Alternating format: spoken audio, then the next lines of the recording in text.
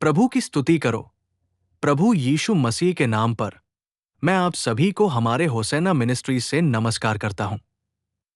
प्रभु आपको आशीर्वाद दें और आपकी रक्षा करें। आज मैं पवित्र बाइबल से यिर्मयाह 32:41 पढ़ रहा हूं। ध्यान से सुनो। मैं उनका भला करने में प्रसन्न होऊंगा। मैं उन्हें अपने पूरे दिल और अपनी पूरी आत्मा से इस भूमि में रोपूंगा। मेरे प्रिय, पाठ के अंश को देखो।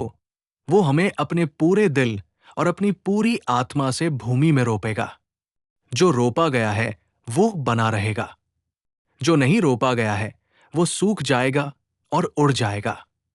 ये रोपण अनुभव एक अद्भुत भावना का परिचय देता है, क्योंकि जब एक पौधा उसके हाथों से लगाया जाता है तो ये बहुत धन्य होता है।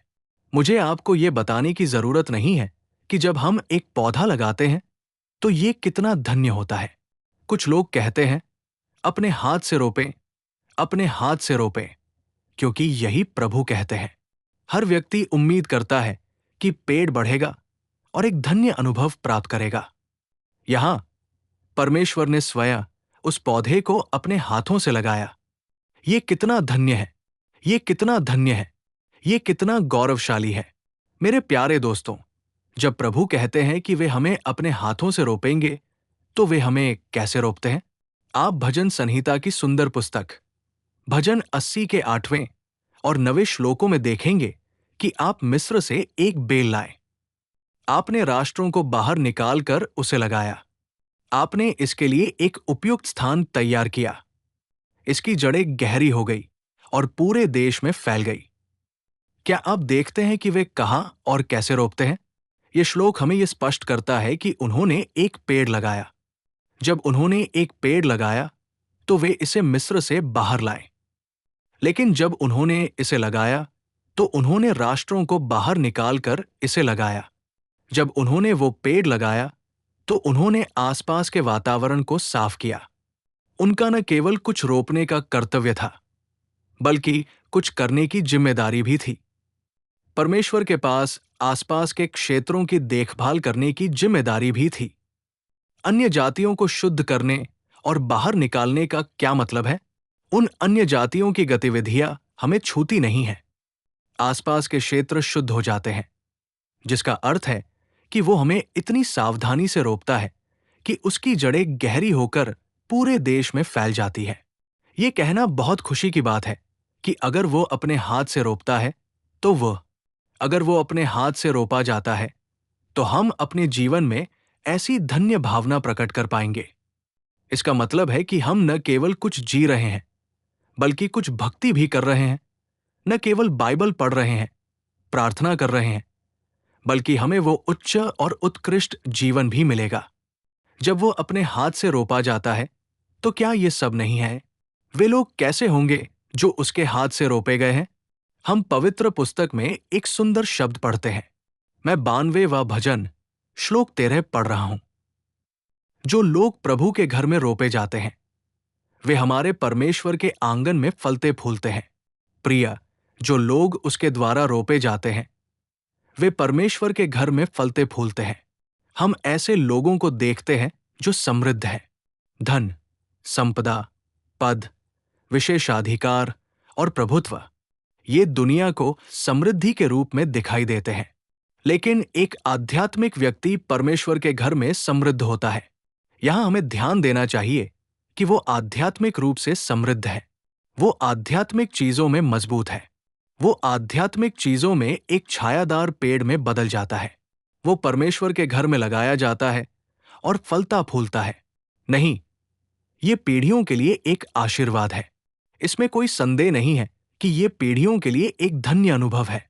दाऊद ने कहा, मैं परमेश्वर के घर में एक हरा जैतून का पेड़ हूं।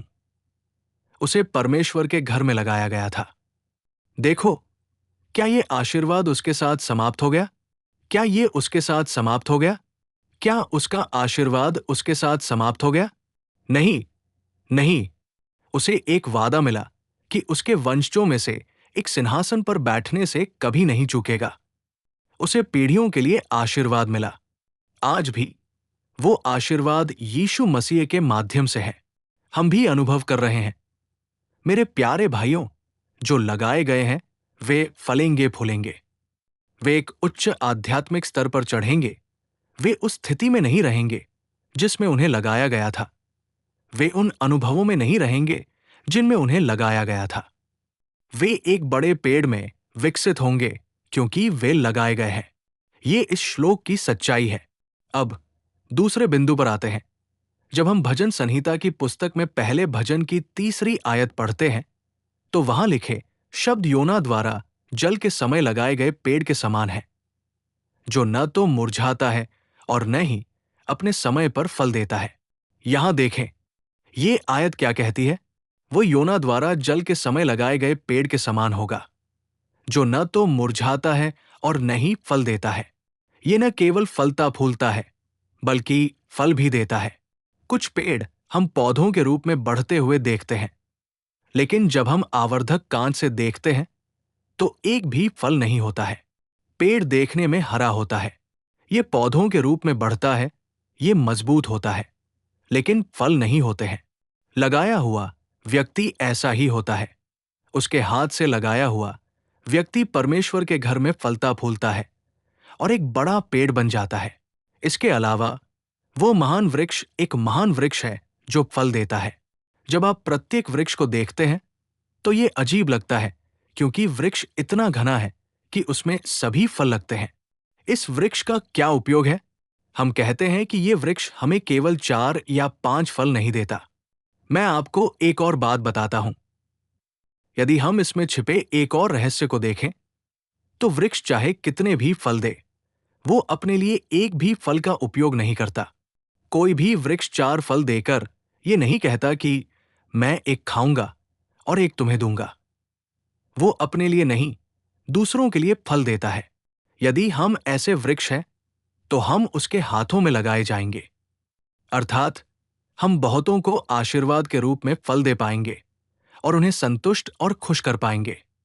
तो मेरे प्यारे भाइयों, उस वृक्ष में कितने फल थे? वे फल कहां से आए?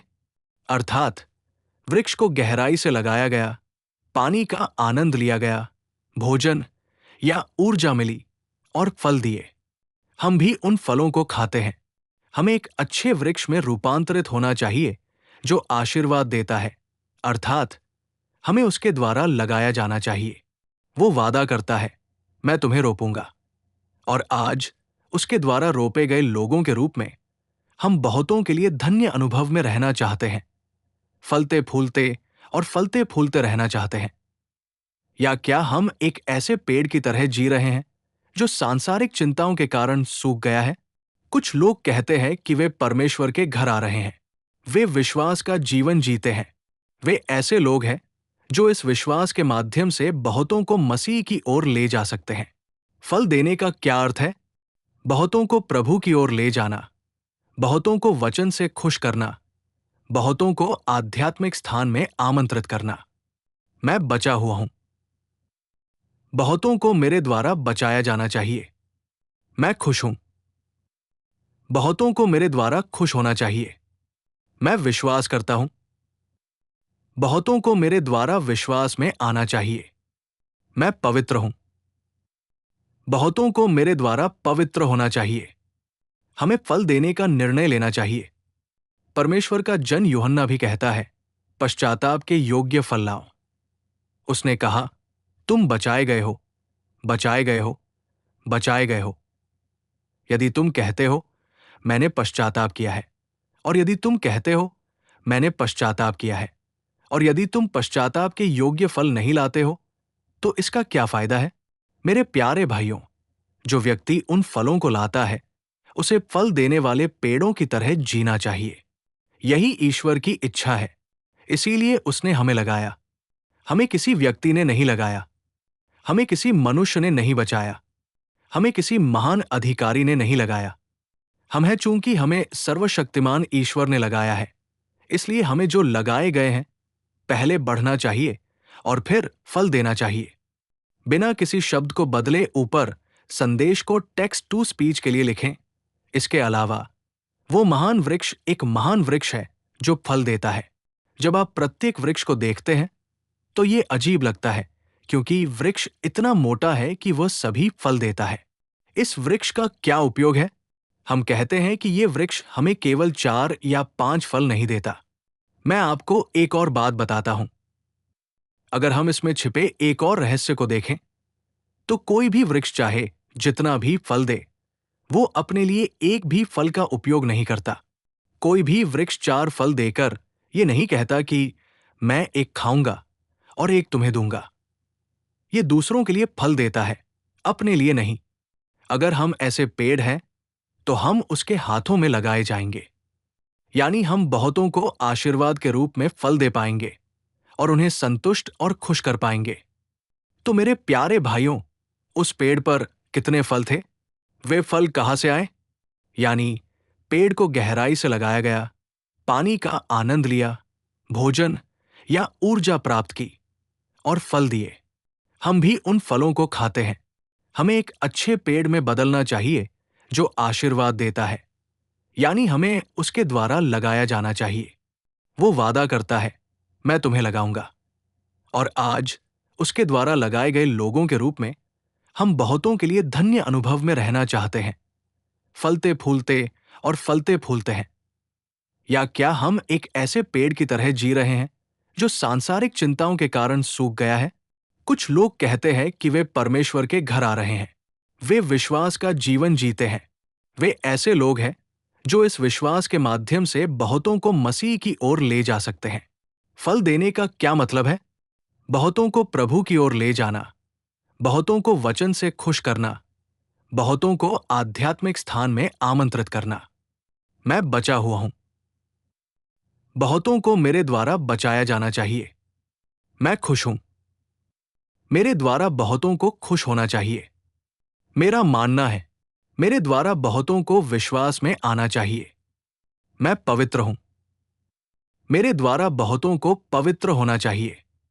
हमें फल देने का निर्णय लेना चाहिए। परमेश्वर का आदमी जॉन भी कहता है, पश्चाताप के योग्य फल लाओ। उसने कहा, तुम बच गए, बच गए, बच गए। यदि तुम कहते हो, मैंने पश्चाताप किया है, और यदि तुम कहते हो, मैंने पश्चाताप किया है, और यदि तुम पश्चाताप के योग्य फल नहीं लाते, तो क्या फायदा? मेरे प्यारे भाइयों, जो व्यक्ति उन फलों को लाता है, उसे फल देने वाले पेड़ों की तरह जीना चाहिए। यही परमेश्वर की इच्छा है। इसीलिए उसने हमें लगाया। हमें किसी व्यक्ति ने नहीं लगाया। हमें किसी मनुष्य ने नहीं बचाया। हमें किसी महान अधिकारी ने नहीं लगाया। हम हैं चूंकि हम सर्वशक्तिमान परमेश्वर द्वारा लगाए गए थे, इसलिए हम जो लगाए गए थे, हमें पहले बढ़ना चाहिए और फिर फल देना चाहिए।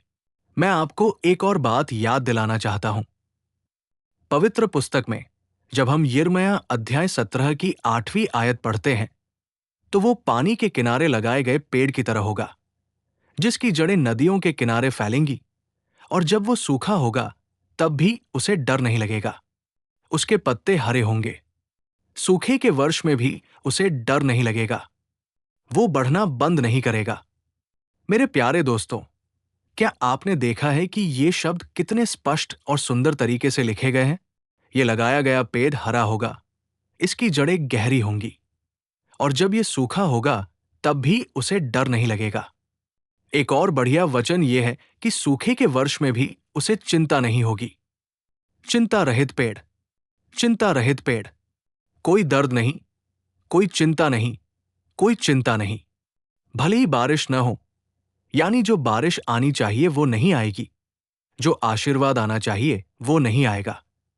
और भले ही थोड़ी सी कठिनाई, परीक्षण या परेशानी हो, वो चिंता नहीं करेगा। और आज सब कुछ होने पर भी कुछ लोगों के लिए चिंताएं अनुपस्थित नहीं हैं। उनके पास सब कुछ होने पर भी उनके दिल में एक चिंता है जिसका उन्हें पता नहीं है। और यहां भगवान की कसम, एक पेड़ है जो लगाया गया है। उस पेड़ को कोई चिंता नहीं है। कोई चिंता नहीं, कोई चिंता नहीं। भले ही बारिश ना आए, कोई चिंता न हो। भले ही आंधी तूफान आए, इस पेड़ को कोई चिंता नहीं। बिना किसी चिंता के पेड़, बिना किसी चिंता के पेड़, बिना किसी चिंता के पेड़, और उनके हाथों से लगाए गए उस पेड़ के लिए ऐसा शानदार जीवन होगा। अगर हम उस पेड़ से पूछें, तुम कब मुस्कुराओगे और खुश रहोगे? अगर हम उस पेड़ से पूछें, तुम्हें कब चिंताएं, दुख, आंसू और कठिनाइयां होंगी? अगर हम उस पेड़ से पूछें, तो क्या वो मुझे बताएगा? मुझे उसने लगाया है, उसने मुझे लगाया है, चूंकि उस पर मेरी जिम्मेदारी है। वो भगवान है जो बिना किसी कमी के मुझे खिलाएगा, क्योंकि उसने मुझे लगाया है। अगर मुझे इंसानों ने लगाया है, अगर लोग सोचते हैं कि मुझे मेरी परवाह नहीं है, लेकिन भगवान ने मुझे लगाया है, क्या वो मुझे लगाएगा और मुझे छोड़ देगा? क्या वो मुझे लगाएगा और चला जाएगा? क्या वो मुझे रोपेगा और छोड़ देगा? क्या वो मुझे रोपेगा और छोड़ देगा? क्या वो मेरी रक्षा करेगा? क्या वह मुझे गहरी जड़ें खोदने का अनुग्रह देगा? वो मुझे अपनी हथेली पर उकेरता है। मुझे क्यों चिंता करनी चाहिए? ये सच है, मेरे प्यारे, कि वो हम सबकी देखभाल करता है। जो लोग उसके द्वारा रोपे गए हैं, उन्हें अपनी सारी चिंताएं उस पर डाल देनी चाहिए और आनंदित और खुश रहना चाहिए। हमें वे नहीं होना चाहिए जो पीड़ित और कष्ट में हैं।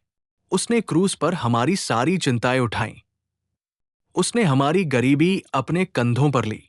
उसने हमारे पापों का बोझ उठाया और क्रूस पर कीलों से हमें आजादी दी। प्रभु हमारे पक्ष में है। उसने हमारे लिए खून बहाया। वो हमारे लिए मारा गया। उसने हमारे लिए अपना जीवन दिया। और क्या ऐसा आत्मत्यागी व्यक्ति हमें छोड़ देगा या हमारे पास से गुजर जाएगा? हमें चिंता करने की कोई जरूरत नहीं है। हमें प्रभु पर भरोसा करना चाहिए। हमें उस पर निर्भर रहना चाहिए। हमें उसके द्वारा रोपे जाने चाहिए। ईश्वर हम सभी को ऐसी कृपा प्रदान करे। मैंने 3 बातें कही हैं। जो रोपे गए हैं वे फलेंगे। जो रोपे गए हैं वे फल देंगे। जो रोपे गए हैं वे बिना किसी चिंता के आनंदित होंगे। आइए हम प्रभु के सामने ऐसी कृपा के लिए प्रार्थना करें।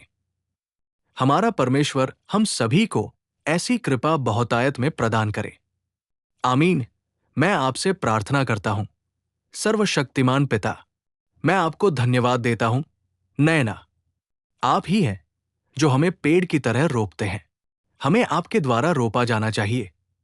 यदि आप रोपते हैं, तो आप अन्य जातियों को बाहर निकाल देंगे और हमारे लिए उपयुक्त स्थान तैयार करेंगे। इसलिए हमने आपके शास्त्रों से समझा है कि जो लोग आपके द्वारा रोपे गए हैं, वे फलेंगे, फूलेंगे, फल देंगे और बिना किसी चिंता के खुशी से रहेंगे। हमें ऐसे लोग बनने में मदद करें। मैं यीशु के अनमोल नाम में आपसे प्रार्थना करता हूं और विनती करता हूं। अपने हाथ आप पर रखता हूं। पिता, आमीन, आमीन। प्रभु आपको आशीर्वाद दें और आपको आशीर्वाद दे। मेरा परमेश्वर आपको इस पूरे दिन भरपूर अनुग्रह प्रदान करे। आमीन। इन दैनिक अनुग्रह संदेशों और अधिक आध्यात्मिक संदेशों के लिए हमारे YouTube चैनल की सदस्यता लें।